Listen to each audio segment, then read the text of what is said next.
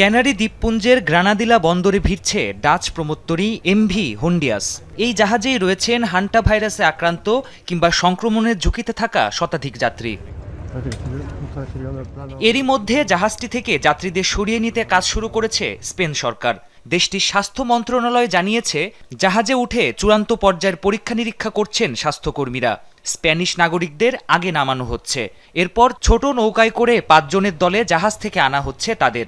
বাসে করে নেওয়া হচ্ছে স্থানীয় বিমানবন্দরে, এরপর সামরিক বিমানে করে মাদ্রিদে পৌঁছাবেন তারা। স্প্যানিশ নাগরিকদের স্থানান্তর করতে বিমান প্রস্তুত রয়েছে। এরপর পরবর্তী ফ্লাইটটি নেদারল্যান্ডসের উদ্দেশ্যে রওনা হবে, যেখানে জার্মানি, বেলজিয়াম, গ্রিসের নাগরিকদের পাশাপাশি কিছু ক্রু সদস্যকে নেওয়া হবে। এরপর নির্ধারিত সময় অনুসারে অন্যান্য দেশের বিমানও রওনা হবে।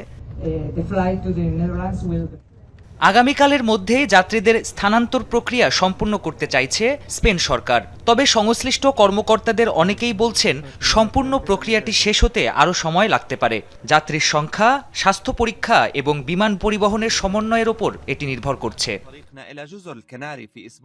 এদিকে জাহাজে অবস্থানরত যাত্রীদের বাধ্যতামূলক আইসোলেশনে রাখা হয়নি, আতঙ্কিতও নন তারা।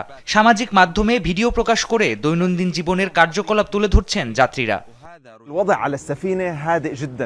এখানকার পরিস্থিতি খুবই শান্ত, কোনো আতঙ্ক বা বাধ্যতামূলক আইসোলেশন নেই। জাহাজে উপস্থিত কারো মধ্যেই রোগের কোনো লক্ষণ নেই, তবে সামাজিক দূরত্ব বজায় রাখছি, হাত জীবাণুমুক্ত করছি এবং জাহাজের ভেতরে মাস্ক পরছি। চলতি মাসের 1 তারিখ আর্জেন্টিনা থেকে প্রায় 150 যাত্রী নিয়ে যাত্রা শুরু করে জাহাজটি। পথে ইঁদুরবাহিত রোগ হান্টা ভাইরাসে আক্রান্ত হয় 5 যাত্রী, প্রাণ হারান 3 জন। তবে কোভিডের মতো এই ভাইরাস মহামারী আকারে ছড়াবে না বলে আশ্বস্ত করেছে বিশ্ব স্বাস্থ্য সংস্থা। প্রাণপ্রতিম কুণ্ডু, যমুনা নিউজ।